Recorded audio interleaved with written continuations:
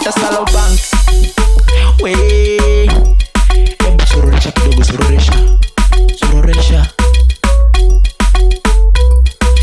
kichwa kikubwa alafu tena maji, wezi kunipata tena kikyote ndani.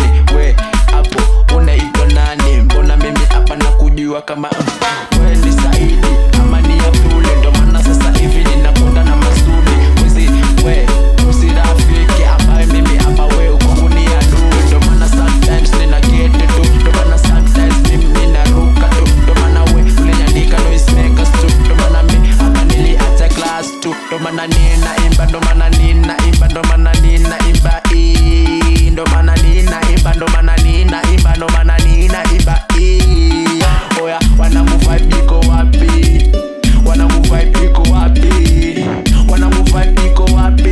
Mbona siski vibe iko wapi? Ndo maana vibe iko wapi? Wanangu vibe iko wapi?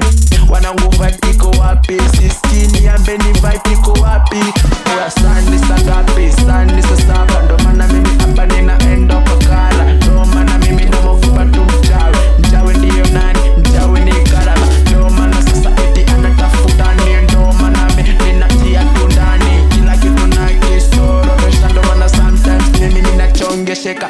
We sipendi kuchonga jaba, ndo maana mimi hapa nampenda baba, ndo maana mimi napenda mama, ndo maana simpendi huyo baba, ndo maana sometimes ninakuja tu, ndo maana niliacha tu class tu, ndo maana mimi hapa ninavimba tu, ndo maana mimi ni wapumbavu, ndo maana njoni hapa niwafundishe mathematics na mimi, ndo maana kiko hapa sometimes. We mwalimu ananijua kama nani, wananita Salo Banks, eti Salo Banks, eti wanajua kama Salo Banks, wananita Salo Banks.